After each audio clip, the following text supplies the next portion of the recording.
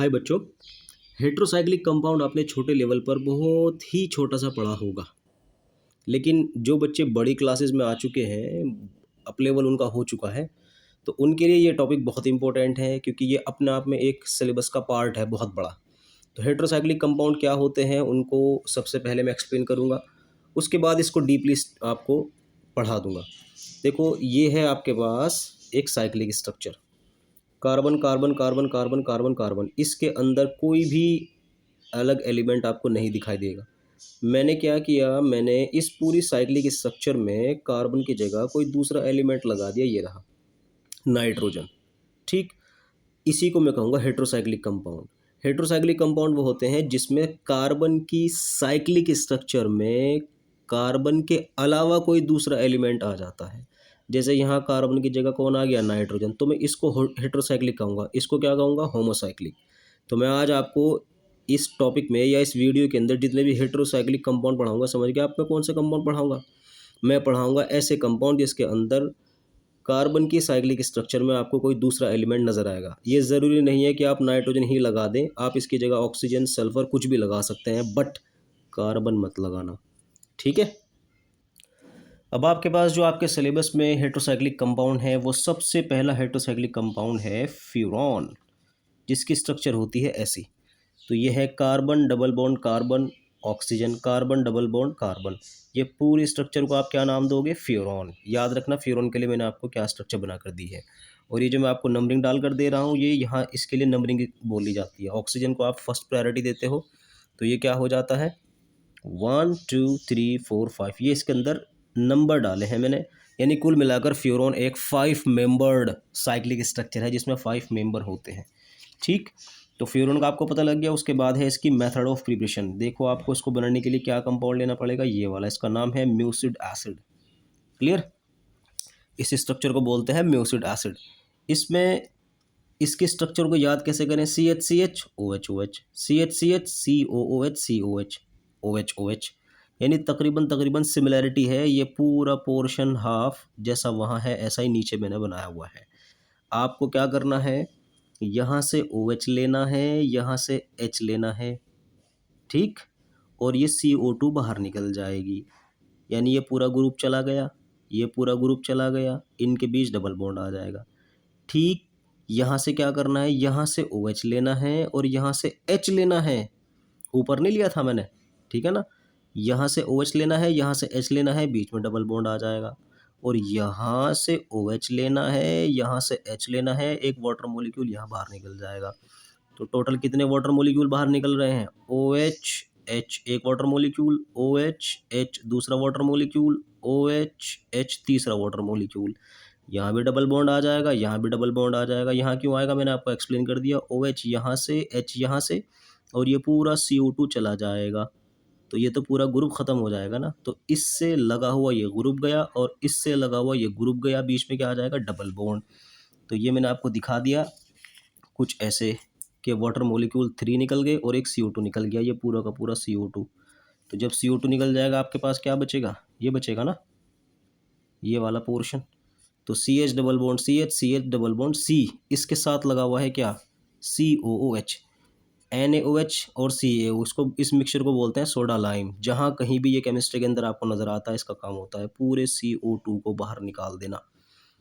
और CO2 का बाहर निकलना क्या होता है, डिकार्बोक्साइलेशन, डिकार्बोक्साइलेशन। तो ये पूरा CO2 बाहर निकल जाएगा, और ये कहाँ लग जाएगा, यहाँ लग जाएगा। आपका आंसर आ जाएगा फ्यूरॉन। ये आपका मेथड ऑफ प्रिपरेशन है फ्यूरॉन का। आप लोग, हाँ एक बात और मैं बताना भूल गया, प्लीज़ आप लोग कॉपी पेन लेकर बैठ जाओ क्योंकि मैं कम टाइम में बहुत चीज़ एक्सप्लेन करूँगा। अभी वीडियो पॉज करो और पेन कॉपी लेकर आओ। मैं हमेशा वीडियो को बनाते टाइम बच्चों को काम ज़रूर देता हूँ, होमवर्क। अभी आपके कितने नोट्स तैयार हो जाएंगे आपको मालूम नहीं है। आप कॉपी पेन ले आओ बहुत तेज़ी के साथ और मेरे साथ साथ नोट्स बनाना।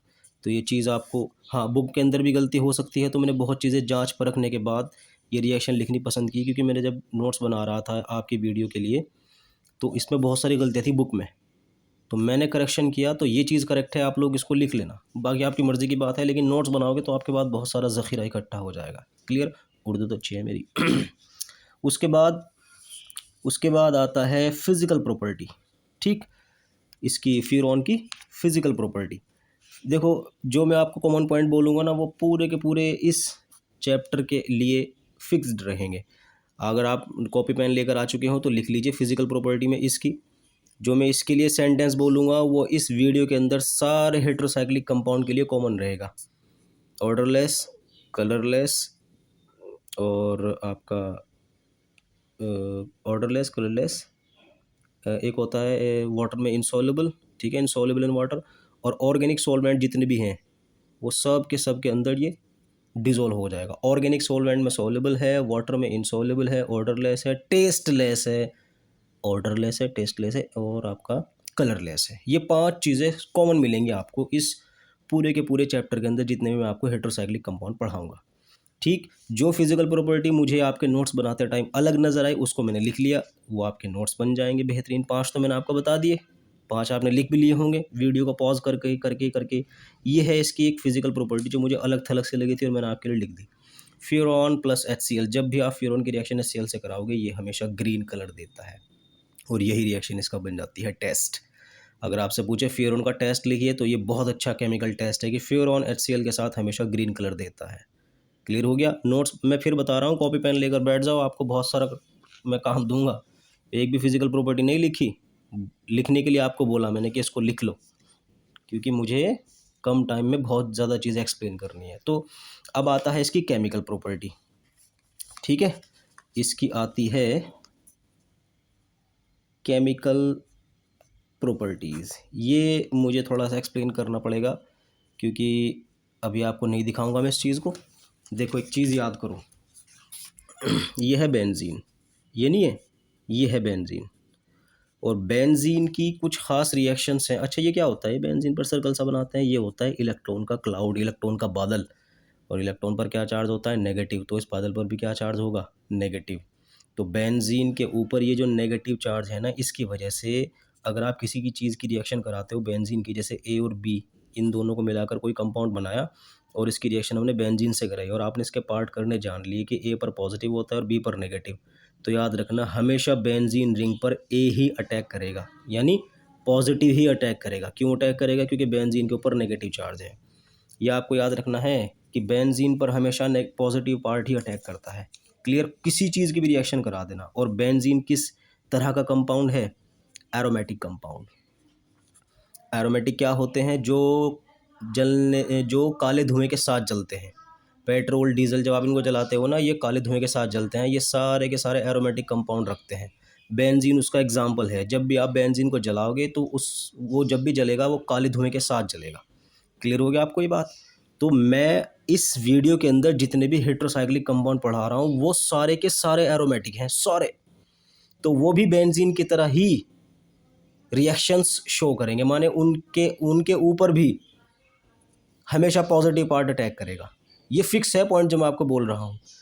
सारे हेटेरोसाइक्लिक कंपाउंड एरोमेटिक नहीं होते, मैं जो इस वीडियो के अंदर एक्सप्लेन करूंगा वो सारे एरोमेटिक हैं। और एरोमेटिक की पहचान क्या होती है, कि एरोमेटिक की पहचान ये होती है जब भी आप उसकी रिएक्शन किसी के साथ कराते हो तो जिसके साथ करा रहे हो उसका हमेशा पॉजिटिव ही अटैक करता हुआ आया और करता रहेगा। और इस पूरे चैप्टर में, इस पूरे टॉपिक में जो मैंने रिएक्शंस कॉमन देखी वो ये थी, आपको ये चीज़ पता होनी चाहिए।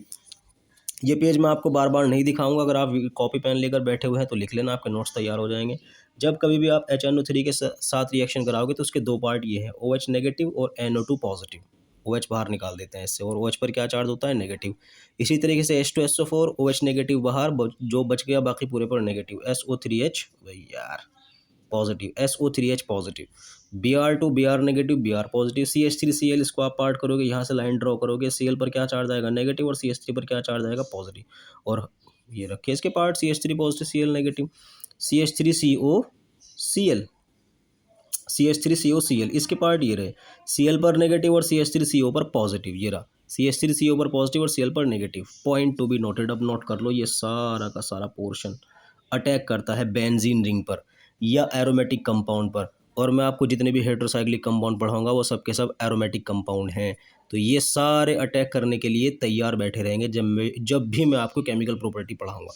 इस पेज को लिख लो, आगे मैं नहीं दिखाऊंगा इस वीडियो के अंदर, आपके लिए बहुत फ़ायदेमंद चीज़ होगी ये, ठीक है। तो ये सारे अटैक करेंगे हेटेरोसाइक्लिक कंपाउंड पर। और कहाँ कहाँ अटैक करेंगे ये मुझे एक्सप्लेन करना है। देखो भाई, अब आते हैं अपने मेन टॉपिक पर।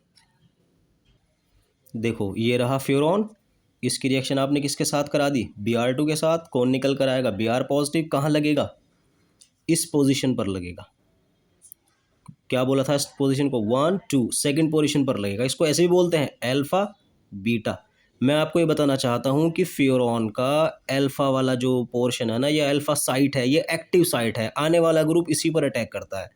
तो Br2 की जब रिएक्शन कराए, Br यहाँ पर अटैक करेगा। इसका आंसर मैं वीडियो में दूंगा कि यही अटैक क्यों कर रहा है, लेकिन अभी आप नोट्स बना रहे हो तो लिखते चले जाओ। एक रिएक्शन तो ये हो गई ब्रोमीन के साथ रिएक्शन, ठीक है। तो यहाँ आप क्या बोलोगे, जब Br यहाँ लग जाएगा ये बन जाएगा, इसको बोल देना 2 ब्रोमो फ्यूरॉन। नोट्स बना रहे हो तो पहली हेडिंग डलेगी इसके अंदर रिएक्शन विद ब्रोमीन, ब्रोमीन के साथ रिएक्शन, और उसमें नीचे लिख देना कि furan gives 2 bromo furan. Furan bromine के साथ 2 ब्रोमो फ्यूरॉन देता है, ये कहकर नीचे रिएक्शन लिख देना। अब उसके बाद दूसरी केमिकल प्रॉपर्टी सी यही मैंने फिट कर दी इसको, ये वाली है। किसकी रिएक्शन हो रही है, फ्यूरॉन की रिएक्शन हो रही है H2SO4 के साथ। H2SO4 से कौन निकल कर आता है, SO3H, ये लग गए यहाँ पर। मतलब मैं आपसे कहना चाह रहा हूँ कि जितने भी मैंने आपको अभी पेज दिखाया था ना थोड़ी देर पहले, सब के पॉजिटिव यहाँ अटैक करेंगे, यहाँ अटैक करेंगे। HNO3 से कराओगे यहाँ अटैक होगा, CH3COCl से कराओगे यहाँ अटैक होगा। समझ में आ रहा ना। तो ये 1 2 3 4 ये सारी आपकी केमिकल प्रॉपर्टी हो गई। Reaction with bromine, reaction with H2SO4, reaction with HNO3, reaction with acetyl chloride. तो यहाँ पे क्या बनेगा, 2 acyl furan, 2 nitro furan, furan 2 sulphonic acid. इसके नाम मैंने बता दिया, इसकी केमिकल प्रॉपर्टी आप लोगों को लिखनी है, क्योंकि वीडियो तो भैया आपके लिए सिर्फ मटेरियल तैयार करने के लिए है। मटेरियल आप तैयार करोगे। ये इसकी दूसरी वो है रिडक्शन। रिडक्शन कर रहा हूँ मैं, तो जाहिर सी बात है जब रिडक्शन क्या होता है तो उसमें हाइड्रोजन ऐड होता है, क्योंकि एडिशन ऑफ हाइड्रोजन, हाइड्रोजन का जुड़ना ही रिडक्शन होता है। H यहाँ लग जाएगा, H यहाँ लग जाएगा, H यहाँ लग जाएगा, यहाँ लग जाएगा, डबल सिंगल में, डबल सिंगल में। तो ये चीज़ आपकी बन गई। इसमें हाइड्रोजन कितने यूज़ हुए, एक यहाँ एक यहाँ दो, एक यहाँ एक यहाँ दो, तो दो दो कितने हो गए, 4। तो टेट्रा हाइड्रो यानी 4 हाइड्रोजन लगे हैं फ्यूरॉन। केमिकल प्रॉपर्टी हो गई तैयार। तो 1 2 3 4 ये 5th थी। आप इसके लिए हेडिंग लिखोगे रिडक्शन, और लिख देना कि फ्यूरॉन रिडक्शन पे टेट्राहाइड्रोफ्यूरॉन देता है, कहकर नीचे रिएक्शन लिख देना। ठीक है, मैं तो ऐसे दिखा रहा हूँ आपको कॉपी में कैसे रिएक्शन लिखनी है। ये लिखनी है, फिर एरो बना देना, एरो के ऊपर ये चीज़ लिख देना, और यहाँ इसकी जगह क्या आ जाएगा ये, क्योंकि मैं तो आपको निचोड़ के पूरी तरीके से तब आपके नोट्स तैयार किए हैं, जिनसे काम नहीं चलेगा। नोट्स तो आपको ही बनाने पड़ेंगे। कॉपी पेन ले आओ अब तक, अगर नहीं लेकर आया आप। क्लियर हो गया आपको, ये है फ्यूरॉन का पूरा मटेरियल। यही क्यों लगा है इसका मैं आंसर आपको थोड़ी देर में दूंगा। अब आता है दूसरा हेट्रोसाइक्लिक कंपाउंड, जिसका नाम है थायोफीन।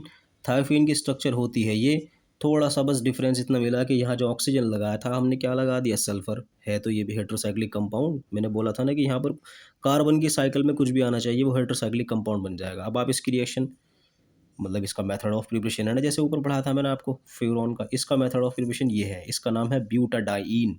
नाम लिखते रहना मेरे साथ साथ। 1 2 3 4 4 हो गया ना। तो ब्यूट एक 1 पर है और एक 3 पर है, तो ब्यूट 1,3 डाइईन भी कह सकते हो और ब्यूटाडाइन भी कह सकते हो। आपको कुछ नहीं करना, इसकी रिएक्शन सिर्फ करा देनी है सल्फर के साथ। 2 सल्फर हैं, एक H यहाँ से, एक H यहाँ से, और एक सल्फर क्या बन जाएगा, H2S। और बाकी इसका H चला गया, इसका H चला गया। ये अपनी वैलेंसी किससे पूरेगा, ये सल्फर से पूरी करेगा, क्योंकि सल्फर कितना है यहाँ पर 2, और आपका आंसर ये आ जाएगा। बोलो बात समझ में आया नहीं, बन गया नहीं ये, carbon double bond carbon sulphur, carbon double bond carbon, यही स्ट्रक्चर बनी है ये वाली। तो ये थायोफीन का मेथड ऑफ प्रिपरेशन था। थायोफीन की भी मैंने कुछ स्पेशल पॉइंट पढ़े थे जो मैं आपको बताऊंगा। फिजिकल प्रॉपर्टी वही रहेगी जो फ्यूरॉन वाली है, odourless, tasteless, colourless, insoluble in water, soluble in organic solvent. Organic solvent जैसे पेट्रोल, ईथर, है ना, क्लोरोफॉर्म, ये सब के सब ऑर्गेनिक सॉल्वेंट है, इनके अंदर डिजोल्व हो जाता है। मैं लिखूंगा नहीं, ये आपको लिखना है, वीडियो को पॉज करके इसको रोक के तब लिख लेना अपने लेवल पे।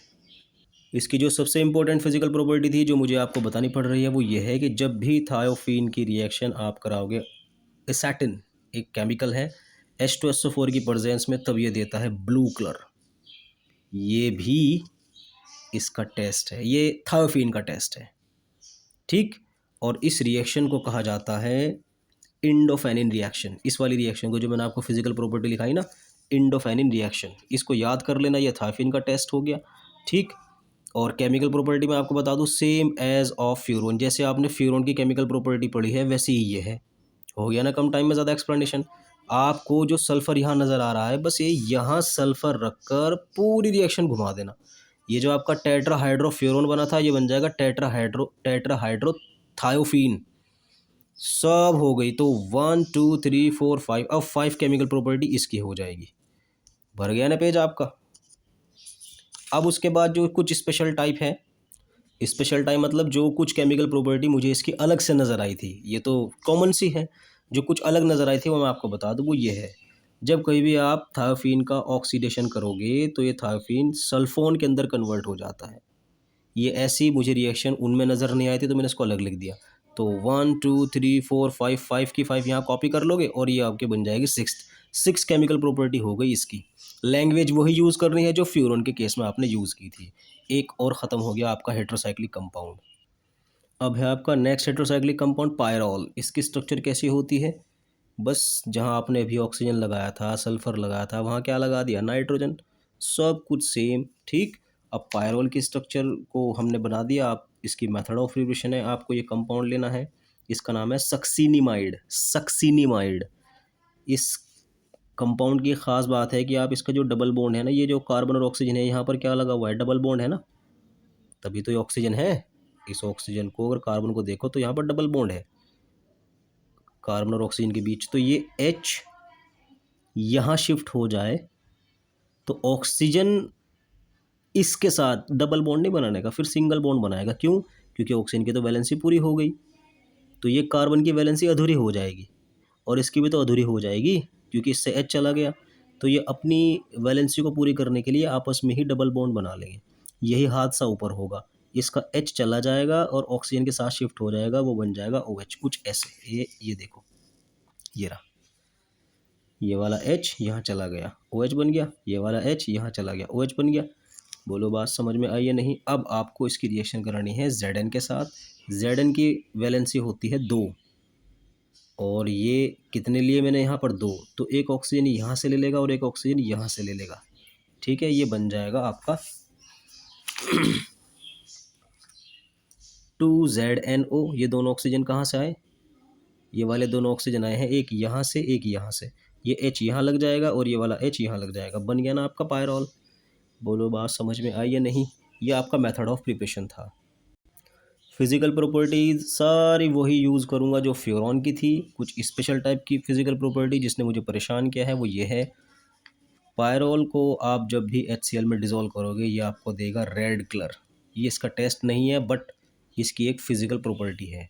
हर एक की फ़िज़िकल प्रॉपर्टी जो स्पेशल है मैं आपको बताता जा रहा हूँ। नोट्स को लिखते रहिए, बनाते रहिए, कई पेजेस आपके भर जाएंगे। उसके बाद केमिकल प्रॉपर्टी आती है। ये आपका ये गिफ्ट है ये मेरी साइड से। सेम एज ऑफ फ्यूरोन, जैसे आपने फ्यूरोन की बनाई थी ना, ये बस यहाँ ऑक्सीजन की जगह नाइट्रोजन लगाओ, टैन डैन। सारी रिएक्शंस को कॉपी करते चले जाओ, आपके पेज लगातार भरते चले जाएंगे। ये कम तो वीडियो है, कम टाइम की, लेकिन जब आप इस वीडियो को पॉज करके नोट्स बनाने शुरू करोगे ना, तब पता लगेगा आपको कि आपको क्या चीज़ दी मैंने। क्लियर हो गया आपको? ये तो बस यहाँ ऑक्सीजन की जगह नाइट्रोजन लगाना है, पूरा पूरा टॉपिक आपको कॉपी कर लेना है। स्पेशल टाइप की रिएक्शन ये थी आपके लिए। अब है केमिकल प्रॉपर्टी में कुछ खास पॉइंट। ये इसकी केमिकल प्रॉपर्टी है, बेसिक इन नेचर। मतलब वो जो था ना सेम एज ऑफ, उनके बाद अगर कोई केमिकल प्रॉपर्टी है तो है बेसिक इन नेचर। ये ये हल्का सा बेसिक होता है नेचर में, but acidic in some reactions. सिर्फ 2 ही रिएक्शन ऐसी मिली हैं जिसमें थोड़ी सी एसिडिक नेचर शो करता है, और एसिडिक नेचर शो करने वाला एक कंपाउंड और है, ये फिनॉल। फिनॉल नेचर में एसिडिक होता है और कुछ रिएक्शन देता है। मतलब फिनॉल की जो एसिडिक नेचर है कुछ रिएक्शन से प्रूव की गई, ये फिनॉल है। जिन रिएक्शन से फिनॉल की एसिडिक नेचर प्रूव की गई है उन्हीं रिएक्शन को देता है ये पायरोल। इस वजह से मजबूरी बन गई पायरोल की थोड़ी सी एसिडिक नेचर बताने की, और आपको वो 2 रिएक्शन याद करनी है जो फिनॉल देता है। वही रिएक्शन ये देता है। आप लोग समझ रहे हैं ना, मतलब फिनॉल की एसिडिक नेचर दो रिएक्शन का पता लगाकर कहा गया कि भाई फिनॉल एसिडिक है नेचर में, वही रिएक्शन पायरोल ने दी। तो फिर इसको भी कहा गया भाई ये तो फिनोल जैसी कुछ स्ट्रक्चर, ये तो फिनोल जैसी रिएक्शंस दे रहा है, फिनोल एसिडिक है तो पायरोल को भी एसिडिक होना चाहिए, और वो रिएक्शन ये है दो की दो। देखो ये है पायरोल और इसकी रिएक्शन हुई किसके साथ, CHCl3KOH, ये है alcoholic KOH, alcoholic KOH, alcohol में डाला मैंने KOH में। ये दोनों आपस में मिली भगत करके पता कौन सा ग्रुप बनाते हैं, ये क्लोरोफॉर्म है और ये पोटेशियम हाइड्रोक्साइड है, ये दोनों के दोनों ये वाला ग्रुप बनाते हैं CHO। और जब इनसे CHO बनता है तो कौन सी पोजीशन पर लगेगा, यहाँ यहाँ यहाँ यहाँ, नो प्रॉब्लम, मैंने आपको पढ़ाया तो था यहाँ फ्यूरॉन में ये वाली साइट एक्टिव है, तो यहाँ भी कोई बड़ी बात थोड़ा ही है, यही चीज़ होगी, बस इसकी इस पोजीशन पर आकर लग जाएगा कौन, CHO, ये लग गया CHO। बस यही रिएक्शन फिनॉल भी दिखा रहा था और इसी रिएक्शन से फिनॉल की एसिडिटी पता लग रही थी, तो यही रिएक्शन पायरोल भी दे रहा है, तो मैं कहूँगा पायरोल भी एसिडिक होता है नेचर के अंदर। बोलो बात समझ में आई नहीं। इस रिएक्शन का नाम है इस रिएक्शन का नाम है राइमर थाइमन रिएक्शन। फिनॉल भी देता है और ये भी। ठीक उसी तरीके से एक रिएक्शन और सामने आई, ये वाली, ये है पायरोल CO2 रिएक्शन, पायरोल की रिएक्शन CO2 के साथ KOH की प्रेजेंस में, ये भी अल्कोहलिक है।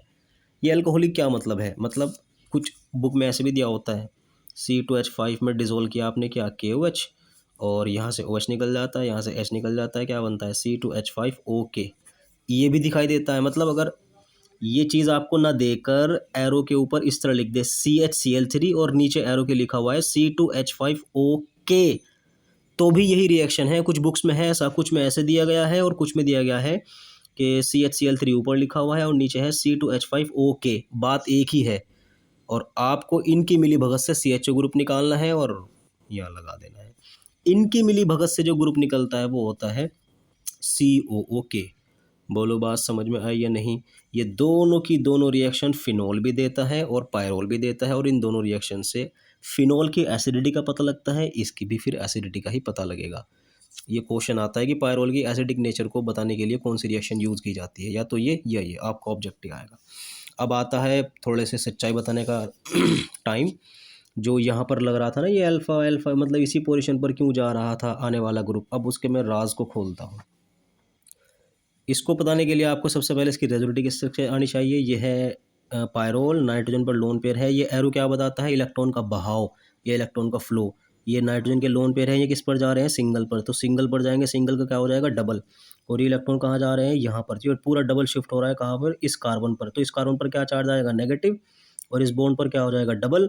इलेक्ट्रॉन नाइट्रोजन से दूर जा रहे हैं तो नाइट्रोजन पर आ जाएगा पॉजिटिव, यानी कुछ इस तरीके से।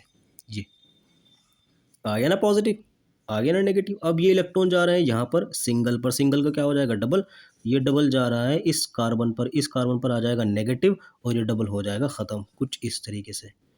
ठीक आ गया ना नेगेटिव। अब ये नेगेटिव जा रहा है इस पर और ये जा रहा है इस पर, तो ये नेगेटिव हो जाएगा, और ये यहाँ पर आ रहा है तो सिंगल से क्या हो जाएगा, डबल, कुछ इस तरह।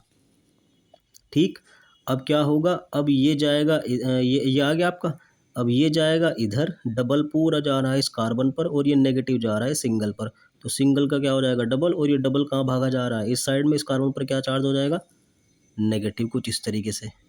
अब उसके बाद ये यहाँ आ जाएगा, सिंगल का क्या हो जाएगा, डबल, और ये डबल जा रहा है इस नाइट्रोजन पर, तो नाइट्रोजन पर हो जाएगी इलेक्ट्रॉन की भरमार, इलेक्ट्रॉन पर चार्ज होता है नेगेटिव, यानी इलेक्ट्रॉन यहाँ जा रहे हैं, बट नाइट्रोजन पर पॉजिटिव चार्ज होने की वजह से जो इलेक्ट्रॉन आएगा ना ये पूरा न्यूट्रल हो जाएगा, क्योंकि इस पर पॉजिटिव पहले ही है और नेगेटिव आ रहा है, तो ये न्यूट्रल हो जाएगा, इसकी स्ट्रक्चर ये हो जाएगी।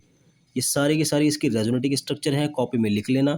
सबसे बड़ा क्वेश्चन आता है कि सबसे ज़्यादा स्टेबल रेजोनेटिव स्ट्रक्चर कौन सी है। याद रखना केमिस्ट्री के अंदर हर वो रेजोनेटिव स्ट्रक्चर पॉसिबल, हर वो रेजोनेटिव स्ट्रक्चर स्टेबल होती है जिसमें पॉजिटिव और नेगेटिव एक दूसरे के सबसे ज़्यादा करीब हो, और वो ये है, ये है। यहाँ भी है नेगेटिव लेकिन दूर बहुत है, यहाँ नेगेटिव और पॉजिटिव क्या है, करीब है, तो ये सबसे ज़्यादा स्टेबल है ये वाली। और जब ये सबसे ज़्यादा स्टेबल है तो नेगेटिव यहाँ है ना, ठीक, तो आने वाला ग्रुप, समझ रहे हैं मैंने आपको क्या पढ़ा था यहाँ पर कि HNO3 से कौन निकल कर आएगा, NO2 पॉजिटिव। और पॉजिटिव किसका दीवाना होता है, नेगेटिव का। बताओ नेगेटिव कहाँ है, नेगेटिव यहाँ है ना, इसलिए यहाँ अटैक करता है। यानी पायरोल की, यानी इसकी पायरोल की ये वाली रेजोनेटिक स्ट्रक्चर पॉसिबल है, कौन सी वाली, जिसमें नेगेटिव अल्फा पोजीशन पर है और ये पॉजिटिव है, इनके बीच डिस्टेंस क्या है, कम। तो इसलिए अल्फा पोजीशन एक्टिव होती है, आने वाला पॉजिटिव हमेशा इसी पर अटैक करता है। और आपके लिए होमवर्क है, ये जो स्ट्रक्चर मैंने आपको बना कर दी है ये सिर्फ पायरोल की है, यही कॉपी करनी है इस नाइट्रोजन की जगह ऑक्सीजन लगाकर फ्यूरॉन के केस में, यही कॉपी करनी है नाइट्रोजन की जगह सल्फर लगाकर थायोफीन के केस में। काम बढ़ाता जा रहा हूँ आपके पे, ठीक है, ये याद कर लेना। तो चाहे थायोफीन हो, पायरोल हो, फ्यूरॉन हो, सब के अंदर यहाँ नेगेटिव चार्ज का एक्सेस दिखने को मिलता है, जमावड़ा देखने को मिलता है। तो यहीं पर आकर इलेक्ट्रोफाइल अटैक करता है। इलेक्ट्रोफाइल क्या होता है, जिस पर पॉजिटिव चार्ज हो। तो ये सारे के सारे क्या थे, Br, SO3H, NO2, ये सारे इलेक्ट्रोफाइल थे। क्यों इलेक्ट्रोफाइल थे, क्योंकि मैंने आपको ये चीज़ यहाँ बता दी, ये चीज़ इसको फिर लेकर आ गया, सब पर पॉजिटिव है, इन सब को मैं कहूँगा इलेक्ट्रोफाइल। ये जब भी अटैक करते हैं किसी चीज़ के ऊपर, वहाँ से कोई चीज़ हटा देते हैं। जैसे Br ने अटैक किया तो यहाँ से H हटा, तभी तो Br आया, H हटा तभी तो SO3H आया, और SO3H पर क्या चार्ज होता है, पॉजिटिव। कुल मिलाकर ये सारी की सारी रिएक्शन में सब्स्टिट्यूशन हो रहा है। सब्स्टिट्यूशन का मतलब हटना। कौन हट रहा है, इसका हाइड्रोजन हट रहा है, और हटाने वाला कौन है, पॉजिटिव। और पॉजिटिव को क्या बोलते हैं, इलेक्ट्रोफाइल। यानी ये पूरी रिएक्शन सब्स्टिट्यूशन रिएक्शन है, जिसके अंदर सब्स्टिट्यूशन कर रहा है इलेक्ट्रोफाइल। और जिस रिएक्शन के अंदर सब्स्टिट्यूशन इलेक्ट्रोफाइल करता हो उसको बोलते हैं इलेक्ट्रोफिलिक सब्स्टिट्यूशन रिएक्शन। ऐसी रिएक्शन जिसमें सब्स्टिट्यूशन इलेक्ट्रोफाइल के थ्रू होता हो, इनके थ्रू होता हो। सब्स्टिट्यूशन का मतलब क्या होता है, हटना। तो Br पॉजिटिव इसको हटा देगा, SO3H पॉजिटिव भी इसको हटा, इसको मतलब इसके H को, क्योंकि यहाँ H होता है ना। तो बोलो बात समझ में आई नहीं, ये वाली, ये वाली, ये वाली, ये वाली, ये सारी इलेक्ट्रोफिलिक सब्स्टिट्यूशन रिएक्शन का एग्जाम्पल है। इसके अंदर सब्स्टिट्यूशन हो रहा है फ्यूरॉन के हाइड्रोजन का Br पॉजिटिव से। बस भाई, क्लियर हो गया आपको। अब आता है आपका फोर्थ हेट्रोसाइक्लिक कंपाउंड पायराडाइन। थोड़ा सा नोट कर लें, इसमें 6 मेंबर हैं, और इससे पहले जो मैंने आपको फ्यूरॉन, पायरोल, ये सब वगैरह जितनी पढ़ाई ना, सब 5 मेंबर्ड थे। अब मैं थोड़ा बढ़ चुका हूँ। ये आपका अगला हेट्रोसाइक्लिक कंपाउंड है जो 6 मेंबर्ड रिंग स्ट्रक्चर है। इसका नाम है पायराडाइन। इसको कॉमन नेम भी दिया गया है एजाबेंजीन या फिर एजाइन, इसका नाम है। क्लियर, ये ऑब्जेक्टिव में देखा मैंने। तो ऐसे भी क्वेश्चन आते हैं कि पायराडाइन का कॉमन नेम ये क्या है, ये बता दे मैंने आपको। इसका मेथड ऑफ प्रिपरेशन क्या है, ये आपने लिया compound CH2 CH2 CH2 CH2 CH2 NH2 इधर लगा दे और NH2 भी इधर लगा दे। इसका नाम है 1 2 3 4 5। तो पेंटेन 1,5 डाई एमाइन इसका नाम है। और आपको इसकी रिएक्शन करानी है HCl के साथ। क्या होगा, ये होगा CH2 CH2 CH2 CH2 CH2, यहाँ क्या लग गया, NH। ठीक, यहाँ से NH2 से एक H चला गया, ये H, ये पूरा NH2 चला जाएगा। तो यहाँ से H गया और ये पूरा NH2 चला गया, तो यहाँ क्या रह गया, NH रह गया ना। वो NH अपने H के जाने की वजह से इसके साथ बॉन्डिंग कर लेगा। वो निकला हुआ H और NH2 और एक यहाँ से और H, कितने बन जाएगा, एक NH2 तो ये रहा, एक H वहाँ से आ गया, NH3 हो गया, एक H और हो गया, NH4 हो गया, और एक Cl और मिल जाएगा। इसका नाम बन जाएगा NH4Cl, ये रहा। यानी ये 4 हाइड्रोजन कैसा है मैंने आपको बता दिया। 2 इसके पास थे, एक यहाँ से आ गया और एक यहाँ से आ गया। ये आपका कंपाउंड बन गया। कहानी अभी ख़त्म नहीं हुई है, अभी आगे चलेगी। अब ये जो आपका बन गया ये वाला, इसको उठाना है यहाँ से और गर्म कर देना है H2SO4 की प्रेजेंस में। सब जगह से H निकलता चला जाएगा, H H H H H H H H double bond. ठीक है, अब H H double bond, H H double bond, इस तरीके से आपकी स्ट्रक्चर तैयार हो जाएगी ये वाली। बोलो बात समझ में आई या नहीं। ठीक है, मुझसे गलती हो गई, आपको क्या करना है, यहाँ से H मत लगाना। यह आपका बन गया पायराडाइन, जिसको आप ऐसे भी बना सकते हो, कार्बन है ना तो। ठीक है, ये आपकी स्ट्रक्चर बन गई। और इसी को मैं, एक तरीका तो ये हो गया, दूसरा तरीका, एक और तरीका मैं बना सकता हूँ भाई, मैंने यही तो किया ना बस, H H H H H H, कितना हाइड्रोजन निकाल दिए, 1 2 3 4 5 6, 6 ही तो निकाल दिए, तो लिखा हुआ है 3H2। क्लियर, ये पूरी रिएक्शन, ये इस रिएक्शन, ये वाला पूरा पोर्शन इस रिएक्शन का और वह है प्रोडक्ट, ये बन गया। अब आपको यहीं में एक तरीका शॉर्टकट में यूज़ कर रहा हूँ, ये वाला तरीका है, इसको हटा देना, ये यानी इनकी इनकी इनकी रिएक्शन कराकर भी इसको बना सकते हैं। इसका नाम है हाइड्रोजन साइनाइड, ये है इथाइन। तो ये आपस में बॉन्ड बना लेंगे कुछ ऐसे, ये आपस में बॉन्ड बना लेंगे, ये देखो, ये तो इसके साथ बॉन्ड बना लेगा, ट्रिपल काय में कन्वर्ट हो जाएगा डबल में। ये किसके साथ बॉन्ड बनाएगा, इसके साथ। ये किसके साथ बनाएगा, इसके साथ। ये भी ये भी ट्रिपल डबल में कन्वर्ट हो जाएगा, ये भी ट्रिपल डबल में कन्वर्ट हो जाएगा, ये भी ट्रिपल डबल में कन्वर्ट हो जाएगा। कितने मेंबर हो जाएंगे, 1 2 3 4 5 6, यही बन जाएगा। तो इनकी रिएक्शन आपस में करा के ये बनाया जा सकता है। ये मत लिखना क्योंकि ये तो पुराने वाले का है, यानी इतना लिखना आपको, सिर्फ इनकी रिएक्शन कराकर ये बना देना। बोलो बात समझ में आई या नहीं? ऐसे भी आप स्ट्रक्चर बना सकते हो। बोलो बात क्लियर। अब आती है इसकी chemical physical property. Physical properties में मुझे कुछ खास नज़र नहीं आया, तो जो फ्यूरॉन की फिजिकल प्रॉपर्टी थी सब की सब कॉपी कर देना। उसके बाद केमिकल प्रॉपर्टीज़ है, बस ये भी सारी वही फ्यूरॉन वाली हैं, बस मुझे बताना होगा यहाँ पर एक्टिव साइट कौन सी है। ये है इसकी रेजोनेटिक, वो इसकी सारी की सारी रिएक्शंस जो केमिकल प्रॉपर्टी बनेगी, इसकी ये वाली साइट एक्टिव होती है, ठीक है, ये वाली बीटा वाली। उनकी क्या थी 5 मेंबर्ड वालों की, अल्फा, ये वाली पोजीशन है ना, और इनकी क्या है, बीटा वाली। तो देखो Br2 की वही है पुराना वाला मामला, Br2 की रिएक्शन, Br(H2SO4) की रिएक्शन, SO3H NO2, सारी मैंने कॉपी कर दी। बस ये थोड़ा 6 मेंबर, वो ये 5 मेंबर्ड से 6 मेंबर्ड आ गया, और उसकी अल्फा पोजीशन एक्टिव थी, इसकी बीटा पोजीशन एक्टिव है। अगर आप नंबर डालना चाहो तो ऐसे भी लिख सकते हो, 1 2 3 4 5 6, यानी इसकी थर्ड वाली पोजीशन बहुत ज़्यादा एक्टिव होती है इलेक्ट्रोफिलिक सब्स्टिट्यूशन रिएक्शन के लिए। ठीक है, ये मुझे आपको बताना था, सारा कॉपी मैंने कर दिया। वैसे जो बच्चे इंटेलिजेंट हैं वो नोट कर रहे होंगे कि कुछ चीज़ कॉमन है, तो सर ने बहुत अच्छी चीज़ बनाई है। तो ये 1 2 3 4 5, 5 आपकी क्या होगी, केमिकल प्रॉपर्टी, इधर से इधर रिडक्शन हो गया, ये मैं भूल गया था, निकल की प्रेजेंस में होगा। कितने एच लगेंगे, 1 2 3 4 5 6 एच लगेंगे, तो यहाँ 6 लगा देना। इसका नाम है पिपेराडाइन, ये भी याद रखना। पिपेराडाइन कब बना, पायराडाइन का रिडक्शन करके तब पिपेराडाइन बना। ठीक है, नोट्स बनाते रहो, आपके बहुत सारा टाइम कंज्यूम कर लूँगा अपनी वीडियो में, नहीं आपका। मैं तो जितना टॉपिक जितने टाइम में एक्सप्लेन करना कर दूंगा, नोट्स बनाने में आपका टाइम लग जाएगा। ठीक है, एक केमिकल प्रॉपर्टी थोड़ी बहुत मुझे अलग से नज़र आई थी, वो मैंने आपके लिए लिख दी, ये थोड़ा सा बेसिक होता है नेचर के अंदर। ठीक, अब फिर से मुझे इसका भी आंसर देना है कि इसका नेगेटिव चार्ज, वो Br2 का कौन सा पार्ट अटैक कर रहा था थर्ड पोजीशन पर, Br पॉजिटिव अटैक कर रहा था ना, तो Br पॉजिटिव यहीं क्यों अटैक कर रहा है, इसका आंसर मैं आपको निकाल कर दूंगा इसकी रेजोनेटिक स्ट्रक्चर से। ये इसकी रेजोनेटिक स्ट्रक्चर्स हैं, जैसे मैंने आपको पिछले टाइम में ये एरो पढ़ाए थे, इसी तरह आपको यहाँ एरो फिर से पढ़ने हैं। ये एरो कहाँ जा रहा है, यहाँ पर जा रहा है, तो उस पर क्या चार्ज आ जाएगा। देखो पहले तो ये है, इसको मैं ऐसे बना सकता हूँ भाई, यहाँ डबल है ना, तो डबल यहाँ भी आ जाएगा, यहाँ डबल है तो यहाँ डबल आ जाएगा, कोई प्रॉब्लम नहीं। ये दोनों के दोनों क्या है, एक दूसरे की रेजोनेटिक स्ट्रक्चर। तो जब आप इसको यहाँ शिफ्ट कर दोगे तो इस पर क्या चार्ज आ जाएगा, नेगेटिव, और इस पर क्या चार्ज आ जाएगा, पॉजिटिव।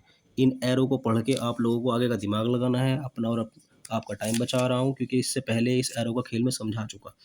ये सारी की सारी रेजोनेटिक स्ट्रक्चर हैं, इसके आप लोग देख लेना। क्लियर है। अब आप लोग मुझे बताओ, इस पोजीशन पर क्या आ रहा है, पॉजिटिव, और उस पोजीशन पर क्या आ रहा है, पॉजिटिव, और आपको HNO3 से अटैक करने के लिए कौन आया था, NO2 पॉजिटिव। अब भैया पॉजिटिव अटैक कहाँ करेगा, पॉजिटिव तो वहाँ अटैक करेगा जहाँ नेगेटिव हो, या वहाँ अटैक करेगा जहाँ पॉजिटिव ना हो। वहाँ थोड़ी अटैक करेगा जहाँ पर पॉजिटिव है। अब आप दिमाग लगाओ, पॉजिटिव कहाँ है, यहाँ पर है, और खड़ा कौन है, NO2 पॉजिटिव, ये थोड़ी अटैक कर लेगा यहाँ पर। अरे भैया पॉजिटिव पॉजिटिव फिजिक्स के अकॉर्डिंग रिपल्जन होता है। अच्छा, यहाँ भी अटैक नहीं कर सकता, तो फिर जगह कौन सी बची, ऑफकोर्स ये बची ना, निकल गया नहीं आंसर। तो ये रेजोनेटिक स्ट्रक्चर से आंसर निकलता है। यानी अगर मैं इसकी पायराडाइन की स्ट्रक्चर बनाऊं, रेजोनेटिक स्ट्रक्चर, तो इसकी अल्फा पोजीशन पर, alpha beta gamma, alpha position पर और गामा पोजीशन पर पॉजिटिव चार्ज होता है, और इलेक्ट्रोफाइल खुद पॉजिटिवली चार्ज्ड है, ये अटैक नहीं कर सकता, ये सिर्फ वहाँ अटैक करेगा जहाँ पॉजिटिव नहीं है। That's why in this reaction Br2 attacks on this position. ये आपका मैंने रेजोनेटिक स्ट्रक्चर से आंसर निकाल दिया। क्लियर। अब आपका नेक्स्ट ऑर्गेनोमेटल नेक्स्ट हेट्रोसाइक्लिक कंपाउंड है इंडोल। इसकी स्ट्रक्चर ये होती है इंडोल की। बस आपका धीरे धीरे टॉपिक बढ़ता जा रहा है। अभी पहले मैंने आपको 5 मेंबर पढ़ाए थे, फिर 6 मेंबर पढ़ाए थे। अब ये 2 रिंग आपस में मिली हुई है, एक 6 मेंबर्ड है, एक 5 मेंबर्ड है। नंबरिंग का तरीका ये होता है कि जो चीज़ ये दोनों कार्बन कॉमन है ना, इसके लिए भी और इसके लिए भी इस पर नंबर नहीं डालते, नंबर डालते हैं जो चीज़ अलग है। जैसे 1 2 3, इनको छोड़ दो, 1 2 3 4 5 6 7, हमेशा जो शेयर्ड होता है उसको नंबरिंग में काउंट नहीं करते।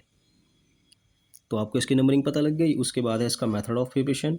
देखो भैया, ये कंपाउंड है आपका, इसकी रिएक्शन मुझे करनी है C2H5ONA। ये क्या करेगा, ये यहाँ से Cl, इसकी प्रेजेंस में जब आप गर्म करोगे इस मॉलिक्यूल को, तो यहाँ से Cl चला जाएगा, यहाँ से H चला जाएगा, क्या बाहर निकल जाएगा, -HCl।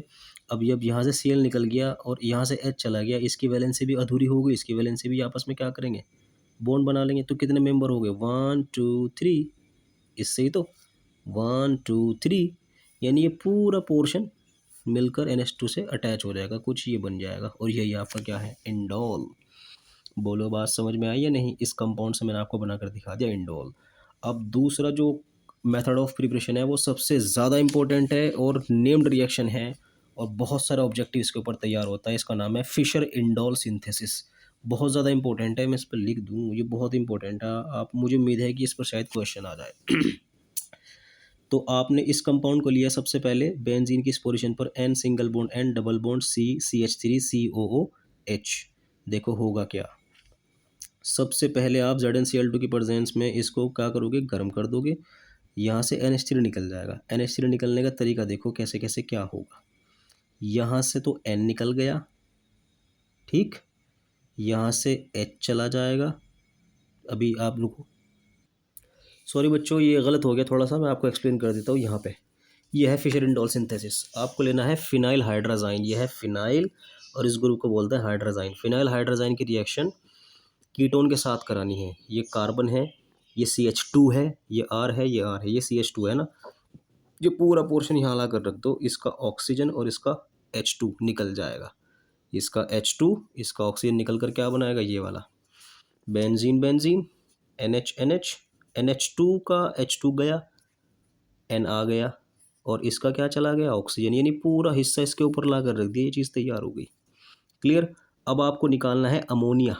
इसको हीट कर देंगे, अमोनिया निकल जाएगा। अमोनिया निकलने के लिए क्या होगा, देखो नाइट्रोजन के साथ 3 हाइड्रोजन चाहिए, तो ये NH, N के साथ H लगा हुआ है, ये पूरा NH, यहाँ से H और यहाँ से H, क्योंकि यहाँ बेंजीन पर CH होता है, H यहाँ से H यहाँ से, दोनों की वैलेंसी इनकम्प्लीट, ये आपस में बॉन्ड बना लेगा। 2 H निकल गए, एक यहाँ से निकल गया, एक यहाँ से निकल गया, वो दोनों निकले हुए H इसके साथ अटैच होकर क्या बना लेंगे, NH3। तो ये पूरा का पूरा बाहर निकल जाएगा और जब ये बाहर निकल जाएगा तो ये बॉन्ड भी तो टूट जाएगा ना, ये वाला बॉन्ड भी टूट जाएगा। तो ये अपनी भरपाई करने के लिए इसके साथ बॉन्ड बना लेगा बेंजीन के साथ यहाँ पे, ठीक है। ये पूरा अमोनिया बाहर निकला है, NH H और H, 3 हाइड्रोजन यूज़ हो गए यहाँ पर। तो ये चीज़ बॉन्ड बन गई, वहाँ पर भी बॉन्ड बन गया और आपका स्ट्रक्चर ये तैयार हो गई। ये है फिशर इंडोल सिंथेसिस, बहुत ही ज़्यादा इम्पोर्टेंट है, इसको भूल जाना, ये मुझसे गलत हो गया था। बोलो क्लियर होगी बात। ये फिजिकल प्रॉपर्टीज़ के अंदर वही चीज़ जो मैंने आपको पढ़ाई इससे पहले। फ्यूरॉन के केस में केमिकल प्रॉपर्टीज़ में बस मेरा खेल ख़त्म हो जाता है। आपको एक्टिव साइट बतानी है, इसकी एक्टिव साइट होती है ये वाली।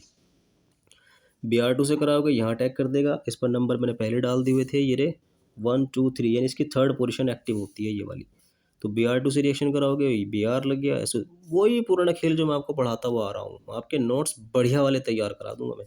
तो Br लग गया, ये लग गया, ये लग गया, ये लग गया, बस यहाँ हाइड्रोजनेशन पे क्या होगा, क्योंकि यहाँ पर क्या है, डबल बॉन्ड है, तो डबल बॉन्ड यहाँ से क्या हो गया, ख़त्म, क्योंकि एक H वहाँ लग गया, एक H वहाँ लग गया, एक 2 पर लगा, एक 3 पर, तो 2,3 डाइहाइड्रो इंडोल है, तो इंडोल ही, लेकिन 2,3 पोजीशन पर क्या लग गए, हाइड्रोजन लग गए। कितने लग गए, 2 लग गए, तो 1 2, मतलब सॉरी 2,3, इसलिए यहाँ 2,3 वर्ड यूज़ हुआ। क्लियर हो गया, ये इसकी केमिकल प्रॉपर्टी हो गई। वीडियो को पॉज करके आप इसको तसल्ली से लिख लेना। ये भी थोड़ा सा जो इंडोल है ना, आपकी जो केमिकल प्रॉपर्टी है उसमें थोड़ी सी फिनोल जैसी कैरेक्टरिस्टिक्स शो करता है, वो फिर से वही पुराना रिवीजन होगा। ये आपका कंपाउंड है, रिएक्शन CH3 वही KOH कौन सा था अभी थोड़ी देर पहले, अल्कोहलिक था ना। इनकी मिलीभगत से कौन सा ग्रुप आ रहा था, CHO, अभी थोड़ी देर पहले मैंने पढ़ाया था। और कौन सी पोजीशन लेगा, ऑफ कोर्स जो इसकी एक्टिव है, और एक्टिव कौन सी है, ये वाली, क्योंकि ऊपर मैंने आपको बता दिया कौन कौन सी एक्टिव है, तो ये यहाँ पर अटैक करेगा CHO पर। बोलो क्लियर। ये भी थोड़ी सी फिनोल के जैसी रिएक्शन है जो ये शो करता है। इंडोल का आपका मटेरियल पूरी तरीके से कंप्लीट हो गया। अब स्टार्ट होता है क्या, क्यूनोलाइन।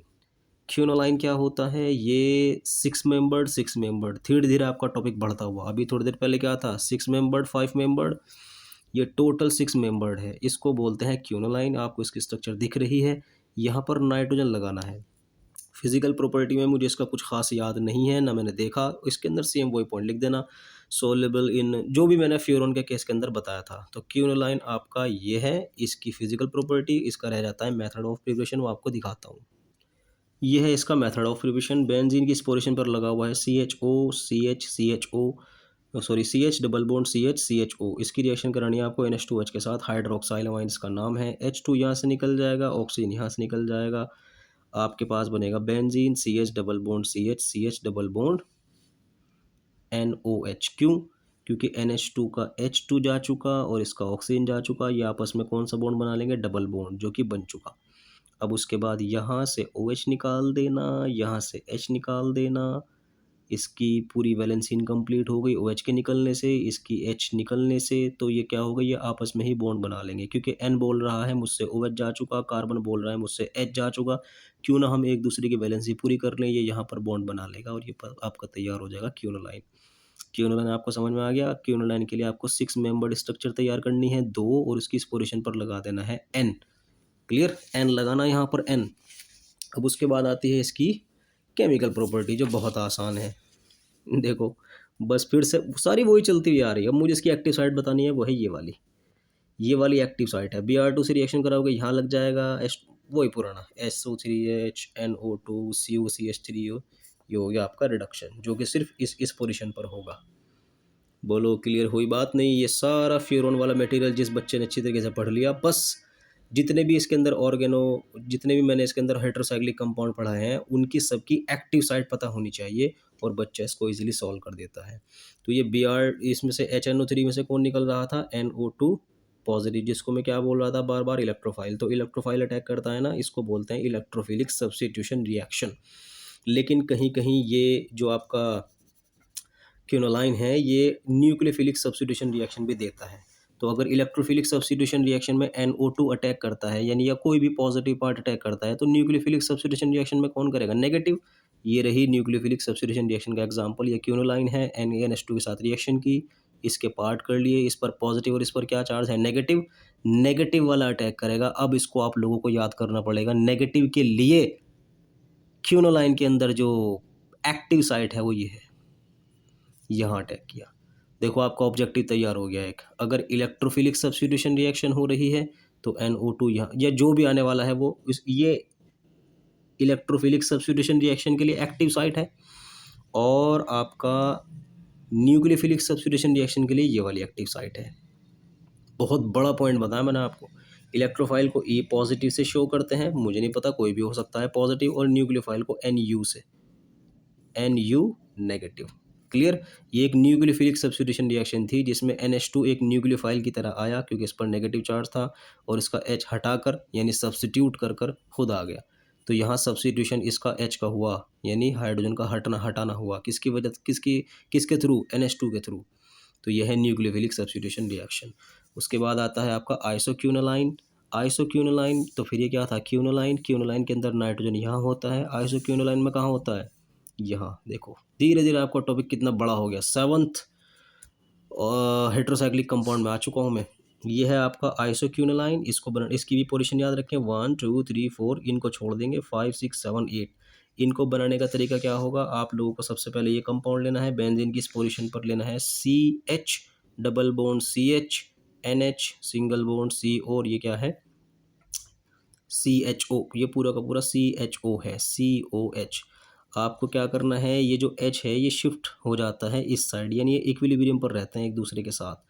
ये H यहाँ चला जाएगा और अभी आपको थोड़ी देर पहले बताया था कि ऑक्सीजन काहे में कन्वर्ट हो जाएगा, OH में। तो यहाँ से H गया, इसकी वैलेंसी अधूरी हो गई। यहाँ H पहुँचा, डबल का सिंगल हो गया, इसकी वैलेंसी अधूरी हो गई। तो ये एक दूसरे की वैलेंसी पूरी करने के लिए बीच में क्या ले आएंगे, डबल बॉन्ड। कि यार मुझसे H चला गया था और तेरे साथ जो ऑक्सीजन की बॉन्डिंग डबल थी वो क्या हो गई थी, सिंगल। क्यों ना हम आपस में डबल बॉन्ड बना लें। क्लियर हो गया ना आपको। बस अब करना कुछ नहीं है, OH यहाँ से निकल जाएगा, H यहाँ से निकल जाएगा, इससे H चला गया, इसकी वैलेंसी अधूरी हो गई। इससे OH चला गया, इसकी वैलेंसी अधूरी हो गई। तो ये आपस में क्या कर लेंगे, बॉन्ड बना लेंगे और बन गया ये वाला जो कार्बन है, ये वाला कार्बन है, ये जो डबल बॉन्ड है ये वाला है। बोलो बात समझ में आई या नहीं। तो आप इनको टेंशन को ख़त्म करने के लिए यहाँ क्या बना देते हो, सर्कल। अब फिर से वही फिजिकल प्रॉपर्टी, सारी वही जो आपको पढ़ाई मैंने फ्लोरोन के अंदर, ये है इसकी केमिकल प्रॉपर्टी। इसके अंदर फिर से चेंज हो गई क्या, ये एक्टिव साइट Br यहाँ लगेगा, SO3। देखो ऊपर क्या था, एक्टिव साइट कौन सी थी, ये वाली है ना, ये वाली एक्टिव साइट थी ना। और यहाँ एक्टिव साइट कौन है, ये वाली। तो क्यूनोलाइन की एक्टिव साइट अलग है, आइसो बहुत सारे ऑब्जेक्टिव तैयार होंगे। आप मैं समझता हूँ कि वीडियो को एक बार देखने से आपकी समझ में शायद मतलब अच्छा तो आ जाएगा, लेकिन रिवीजन अगर आपने इस वीडियो का कर लिया फिर देखो एग्जाम में आपको कितनी बातें याद रहेंगी। तो ये है आपका Br SO3H, ये इसकी एक्टिव साइट है, यही आकर लगाए। और अगर आपने इसका रिडक्शन कर दिया तो भैया सारा कुछ जितना भी आपने डबल सिंगल का खेल पढ़ा है ना, सब कुछ सिंगल में कन्वर्ट हो जाएगा। Single single single single single. कितने हाइड्रोजन यूज़ हुए यहाँ पर, 4, 4 के 4 हाइड्रोजन इसके अंदर लग गए और इसके जितना सिंगल डबल का चक्कर था वो काहे में कन्वर्ट हो गया, सिंगल सिंगल सिंगल सिंगल। इसको मैंने बोला ऑक्टाहाइड्रो, क्योंकि इसके अंदर 8 हाइड्रोजन यूज़ हुए। ये आपको मुझे एक्टिव साइट बतानी थी। और चलते चलते इसका स्पेशल पॉइंट और बता दूं मैं आपको कि इसकी इस साइड पर भी ब्रोमीन लगेगा और इसकी इस साइड पर भी ब्रोमीन लगेगा, लेकिन ये वाली साइट एक्टिव नहीं होती, तो माइनर लिख देना। ये वाली साइट एक्टिव होती है, इसको आप क्या बोल दोगे, मेजर। क्लियर। तो कुल मिला के मैं आपसे कहना चाह रहा था कि जो स्ट्रक्चर है ये मैंने बनाई, इस वाली साइट को क्या बोलते हो आप, नंबर 5, और इसको क्या बोलते हो, 8। तो आइसोक्यूनोलाइन की 5 और 8 पोजीशन बहुत ज़्यादा एक्टिव होती हैं, लेकिन इनके अंदर सबसे ज़्यादा मेजर प्रोडक्ट देने वाली साइट होती है 5। क्लियर। यही इसके साथ भी करना है, आप प्लस करके बनाना। मैं तो अपना टाइम बचाया, यहाँ आपको बनाना है और बनाने के बाद यहाँ SO3H लगा देना, उसको माइनर लिख देना। ये भी इसी तरीके से करना है, ये भी इसी तरीके से करना है। आप लोगों को होमवर्क भी दे रहा हूँ मैं अच्छा खासा। क्लियर। ये चीज़ आपकी तैयार हो गई। जिस तरह ये वाली रिएक्शन थी, न्यूक्लियोफिलिक सब्स्टिट्यूशन रिएक्शन क्यूनोलाइन देता है, तो आइसोक्यूनोलाइन भी देता है, बट इसकी साइट ये होती है एक्टिव, किसके लिए, न्यूक्लियोफिलिक सब्स्टिट्यूशन रिएक्शन के लिए। तो NaNH2 में से अब कौन अटैक करने के लिए आएगा, NH2 नेगेटिव। यानी फिर से वो ये है कि इसकी न्यूक्लियोफिलिक सब्स्टिट्यूशन रिएक्शन के लिए साइट ये वाली होती है और उसकी कौन सी होती है, ये वाली। उसकी इलेक्ट्रोफिलिक सब्स्टिट्यूशन रिएक्शन के लिए ये वाली साइट होती है, इसकी कौन सी होती है, ये वाली, जिसमें ये माइनर देता है और ये क्या देता है, मेजर। क्लियर हो गया आपको बात ये। अब आपका पूरी तरीके से टॉपिक कंप्लीट हो गया। अब मैं आपके ऑब्जेक्टिव की तरफ ले जाता हूँ। बहुत सारे क्वेश्चंस मुझे आपको कराने हैं ऑब्जेक्टिव के।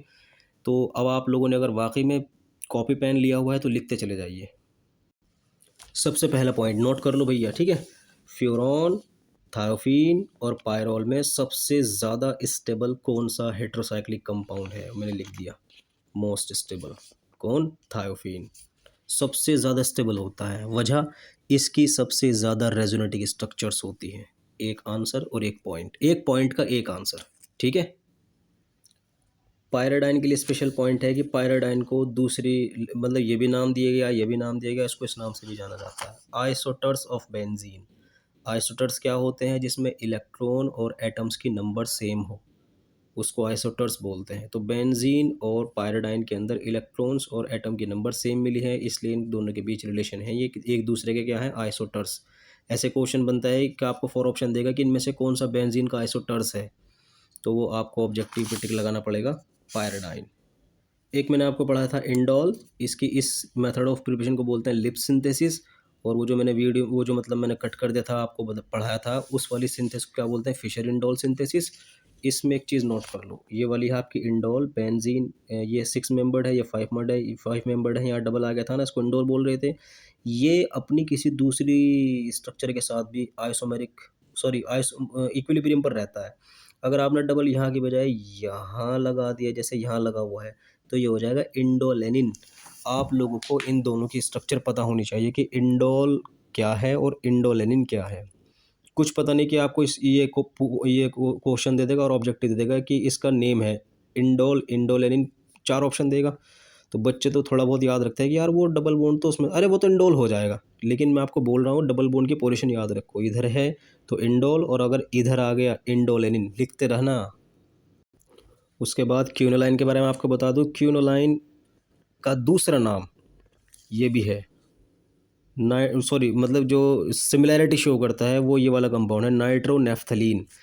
क्यूनोलाइन नाइट्रोनेफ्थलीन के साथ बहुत सारी सिमिलैरिटी शो करता है, बहुत सारी समानताएं दिखाता है। और नेफ्थलीन तो होता है ये जिसमें 2 बेंजीन रिंग फ्यूज्ड होते हैं, और आपको इस पोजीशन पर लगा देना है NO2, तो ये हो जाएगा नाइट्रोनेफ्थलीन। इसके साथ बहुत सारे मतलब इसकी दोस्ती कह लो या बहुत सारी सिमिलैरिटी है क्यूनोलाइन की। तो ये भी क्वेश्चन आता है कि क्यूनोलाइन इनमें से कौन से कंपाउंड के साथ सिमिलैरिटी शो करता है। इसका आंसर है नाइट्रोनेफ्थलीन। ये मैंने आपको पढ़ाई थी कि पायरोल क्या है बता दिया, इंडोल क्या है बता दिया, पायराडाइन क्या है ये भी आपको मैंने बता दिया। लेकिन एक रिक्वेस्ट है, इन पर क्वेश्चन आता है कि ये सारे के सारे इलेक्ट्रोफिलिक सब्स्टिट्यूशन रिएक्शन तो देते हैं, जैसे ब्रोमीन से रिएक्शन, HNO3 से रिएक्शन कराई थी ना भी आपको बहुत सारी, वो सारी की सारी इलेक्ट्रोफिलिक सब्स्टिट्यूशन रिएक्शन थी। तो ये क्वेश्चन आता है कि इन तीनों में अच्छी कौन देगा इलेक्ट्रोफिलिक सब्स्टिट्यूशन रिएक्शन, कौन है सबसे ज़्यादा रिएक्टिव SE रिएक्शन के लिए, इलेक्ट्रोफिलिक सब्स्टिट्यूशन रिएक्शन के लिए। सबसे ज़्यादा पायरोल देता है, उससे कम इंडोल देता है, और सबसे घटिया है पायराडाइन। ठीक है। और एक बात और, मैंने जितने भी कंपाउंड आपको इस चैप्टर के अंदर पढ़ाए हैं 5 मेंबर्ड वाले, याद रखो मैं जो बोल रहा हूँ, सारे के सारे बेंजीन से ज़्यादा रिएक्टिव होते हैं इस रिएक्शन के लिए। बेंजीन, और अगर इनके बीच कंपैरिजन आ गया, फ्यूरॉन, पायरोल, थायोफीन, जो मैंने आपको वीडियो की स्टार्टिंग में पढ़ाए थे, ये बाप है बेंजीन के, उससे भी ज़्यादा रिएक्टिव होते हैं इलेक्ट्रोफिलिक सब्स्टिट्यूशन रिएक्शन के लिए। और इन तीनों के अंदर जो ऑर्डर है वो ये है। क्लियर। एक ये क्वेश्चन देख लो, ये है पिपेराडाइन, ये है पायराडाइन, और ये क्या था पायरोल। सब में नाइट्रोजन है, लुईस बेस होते हैं, बेसिक इनका नेचर होता है। अब तीनों के तीनों आ गए और क्वेश्चन आ गए सबसे ज़्यादा बेसिक कौन है, उससे कम कौन, उससे कम कौन। तो आपको ये पता होना चाहिए सबसे ज़्यादा बेसिक होता है पायराडाइन जिसका लोन पेयर लगा रहता है। उससे कम बेसिक कौन होता है, वो इसका नाम है पिपेराडाइन। पिपेराडाइन सबसे क्या होता है, कम बेसिक होता है, और पायराडाइन क्या होता है, सबसे ज़्यादा बेसिक होता है। और ये क्या होता है, कम बेसिक, क्योंकि इसका जो लोन पेयर है ये रेजोनेंस के अंदर यूज़ हो जाता है। क्लियर। तो इसके पास रेजोनेंस के रेजोनेंस में जब इसका इलेक्ट्रॉन पेयर यूज़ हो जाएगा तो ये लोन पेयर दे नहीं पाएगा, क्योंकि आपने उसमें पढ़ा होगा इससे पहली क्लास के अंदर कि जितने भी लुईस बेस होते हैं वो लोन पेयर डोनर होते हैं। तो जो लोन पेयर डोनेट कर देता है वो बेसिक है, इसका तो लोन पेयर ही रेजोनेंस के अंदर यूज़ हो गया। क्लियर। सबसे ज़्यादा बेसिक ये होगा, उससे कम बेसिक ये होगा, और ये सबसे कम बेसिक होगा। ठीक, इसका इलेक्ट्रॉन्स और भी ज़्यादा यूज़ हो जाता है रेजोनेंस के अंदर। तो ये आपका ऑर्डर है पिपेराडाइन, पायराडाइन, पायरोल, बेसिसिटी का ऑर्डर है। ये आपके स्टार्टिंग के हैं 5 मेंबर्ड। इसको मैंने पायरोल पढ़ाया था, इसको फ्यूरॉन पढ़ाया था, इसको थायोफीन पढ़ाया था। अभी स्टार्टिंग में ना 5 मेंबर्ड थे, 3 ही पढ़ाए मैंने आपको। और ये तीनों की तीनों वही HNO3 के साथ रिएक्शन कर रहे थे, Br2 के साथ रिएक्शन कर रहे थे, जिसको मैं एक नाम दिया था इलेक्ट्रोफिलिक सब्स्टिट्यूशन रिएक्शन। अगर इन 5 मेंबर्ड वाले हेट्रोसाइक्लिक कंपाउंड पर क्वेश्चन आ जाए कि सबसे ज़्यादा रिएक्टिव कौन है इलेक्ट्रोफिलिक सब्स्टिट्यूशन रिएक्शन देने के लिए, समझ में आ गया। पायरोल सबसे ज़्यादा रिएक्टिव होता है, उससे कम फ्यूरॉन और उससे भी कम थायोफीन। इलेक्ट्रोफिलिक सब्स्टिट्यूशन रिएक्शन का ऑर्डर है ये। मैंने आपको वीडियो की स्टार्टिंग में बताया था ये आपका फ्यूरॉन है, इसकी एक्टिव साइट ये है, और यहीं पर आकर क्यों लग रहा था मौलिक, वो यहीं पर आकर इलेक्ट्रोफाइल क्यों अटैक कर रहा था, क्योंकि मैंने आपको एक्सप्लेन यहाँ रेजोनेटिक स्ट्रक्चर के बेस पे कर दिया था कि यहाँ नेगेटिव है इसलिए अटैक कर रहा था। सोचो अगर ये पहले ही ऑक्यूपाइड है, पहले ही घिर गई, अब और इलेक्ट्रोफाइल आना चाह रहा है, फिर उसके बाद फिर यहाँ अटैक होगा इसका। यानी अगर मैं आपसे ये कहूँ कि भाई मैं इसकी रिएक्शन इसके साथ तो करा दी, ये बन गया, मैं तो और इसको आगे रिएक्शन को कराना चाहता हूँ। अब ब्रोमीन कहाँ लगेगा, ये तो घिर चुकी, अब ब्रोमीन वहाँ लगेगा जहाँ पर नेगेटिव था, यहाँ लगा देना, यहाँ लगा देना। ठीक है, कहाँ लगेगा, ये ब्रोमीन, ये ऑक्सीजन लगा हुआ है, ये ऑलरेडी ब्रोमीन है, अब यहाँ लगेगा ब्रोमीन। ये बात आप लोग याद रखना, ये आपका एडिशनल पॉइंट चल रहा है जो आपके एंट्रेंस के लिए है, ऑब्जेक्टिव तैयार करा रहा हूँ आपके। क्लियर। चलते चलते इसको भी देखो, ये है आपका पायराडाइन, इसको स्टार्टिंग में पढ़ाया था मैंने, है ना, पायराडाइन था ना। ये सारी स्ट्रक्चर कौन सी थी, इलेक्ट्रोफिलिक सब्स्टिट्यूशन रिएक्शन। अगर ये इसके अंदर भी न्यूक्लियोफिलिक सब्स्टिट्यूशन रिएक्शन की बात आ, देखो मैंने स्टार्टिंग में इसलिए नहीं पढ़ा, आपके पास वर्कलोड हो जाता। आपको स्टार्टिंग में पहले मज़ा दिलाया, उसके बाद फिर अब मैं आपको एडिशनल पॉइंट पढ़ा रहा हूँ। टॉपिक तो आपका कंप्लीट हो चुका, लेकिन ये लास्ट के 5 मिनट आपके लिए बहुत ज़्यादा इंपॉर्टेंट होंगे, क्योंकि आपने इतना सारा सीख लिया। तो अब आपको इस स्पेशल पॉइंट पे तो पढ़ाना है ना, जो आपके ऑब्जेक्टिव बनेगा। NaNH2 ये है न्यूक्लियोफिलिक सब्स्टिट्यूशन रिएक्शन, इससे पहले ही पढ़ा दी। तो इस बार कौन अटैक करने के लिए आएगा, NH2। तो इलेक्ट्रोफिलिक सब्स्टिट्यूशन रिएक्शन हो रही थी, तो कौन सी एक्टिव साइट थी, थर्ड वाली। और अगर न्यूक्लियोफिलिक सब्स्टिट्यूशन रिएक्शन की बात हो रही हो, तो आप इसको लोग याद रखोगे, ये N अब आपका आएगा इस साइड पे, यहाँ आएगा NH2। यानी ये वाली साइट एक्टिव है इलेक्ट्रोफिलिक सब्स्टिट्यूशन रिएक्शन के लिए, और ये वाली साइट है, समझ गए, न्यूक्लियोफिलिक के लिए। जब आप वीडियो को दोबारा देखोगे, आपका और ईमान ताज़ा होगा, अरे वाह कमाल हो गए। क्योंकि अभी तो स्टार्टिंग में आपको मज़ा भी आ रहा, कुछ लग रहा है कि याद हुआ नहीं हुआ। जब आप दोबारा देखोगे फिर आपको मज़ा आएगा कि सर ने बहुत अच्छी वीडियो बनाई। तो ये क्लियर हो गया, ये है न्यूक्लियोफिलिक सब्स्टिट्यूशन रिएक्शन, ये वाली साइट एक्टिव, और ये वाली इलेक्ट्रोफिलिक सब्स्टिट्यूशन रिएक्शन, ये वाली साइट एक्टिव। अब आते हैं इंडोल पे फिर दोबारा वापस। ये आपका इंडोल वाला क्या था, क्या थी इसकी एक्टिव साइट, ये वाली थी ना एक्टिव साइट। अभी थोड़ी देर पहले आपको पढ़ा था, Br यहाँ लगेगा। अगर मैं इसकी रिएक्शन फिर से Br से कराऊँ, अब क्या होगा, ये तो घिर चुकी पोजीशन पहले ही, यानी इस मैंने इसकी रिएक्शन Br2 से कराई, ये बन गया। मैं फिर से करना चाहता हूँ Br2 की रिएक्शन, अब कहाँ लगेगा, ये तो पहली पोजीशन घिर गई। तो अब आपका मामला बनेगा कुछ ऐसे, ये तो पहले लगा हुआ, यहाँ लगा देना। समझ में आया ना, ये आगे आपका एडिशनल पॉइंट चल रहा। Br यहाँ लगा दिया, फिर से Br कर, इस बार एक्टिव साइट कौन बन जाएगी, ये वाली। आप नहीं माने कि मैं तो फिर से कराना चाहता हूँ Br की रिएक्शन। अब क्या होगा, अब तो दोनों की दोनों पोजीशन घिर चुकी, वो यहाँ भी Br लग गया, यहाँ भी Br लग, अब Br यहाँ लगेगा। बोलो बात समझ में आई या नहीं। यानी अगर मैं रिएक्टिविटी का ऑर्डर देखूँ, तो सबसे पहले एक्टिव कौन होती है, सबसे पहले एक्टिव होती है थर्ड वाली। अगर ये पहले घिरी हुई है तो फिर सेकंड वाली, और अगर ये भी घिरी हुई है, आप तीसरा ग्रुप डालना चाहते हो, फिर ये वाली। बोलो बात समझ में आई नहीं। और ये यहाँ यही नहीं है कि आपने इसकी रिएक्शन Br2 से नहीं कराते, Br2 से आप इससे करा रहे हो HNO3 से, तो NO2 लगेगा ना, वो यहाँ लगेगा। कभी आप इसको रट लो कि Br वाला ही था, समझ रहे हैं ना, तो यहाँ NO2 लग जाएगा। जो बनने वाला कंपाउंड होगा, आप इसकी रिएक्शन फिर Br2 से करा देना, यहाँ Br लग जाएगा, क्योंकि इन तीनों में से कुछ भी आ सकता है। आप इसकी रिएक्शन Br2 से ना कराकर HNO3 से करा रहे तो NO2 लगाना यहाँ पर। ये नहीं रखते H2SO4 से करा रहे तो यहाँ SO3H लगाना है, ठीक है। तो अगर यहाँ क्या लग जाएगा, SO3H, और वहाँ क्या लगा हुआ है, Br। आप आगे फिर से करा रहे हो HNO2 से, अब NO2 यहाँ लगेगा। यानी ये एक के बाद एक के बाद एक भी दे सकते हैं, या एक ही रिएक्शन बार बार देखिए, इसकी रिएक्शन Br2 से कराई, ये बन गया, फिर Br2 से कराई, वो बन गया, फिर Br2 से कराई, वो बन गया। तो इनमें से कुछ भी आ जाए, एक के बाद एक भी दे दे, तो आपको ये पोजीशन याद रखनी है कि इनमें से कुछ भी आ जाएगा। आपको पहले किस पर अटैक करना है, इस पोजीशन पर, फिर किस पर अटैक करना है, इस पोजीशन पर, फिर किस पर अटैक करना है, इस पोजीशन पर। क्लियर हो रहा ना। तो ये कुछ भी दे सकता है आपको, इसे छोड़कर, सॉरी ये वाली बात कर रहा था मैं।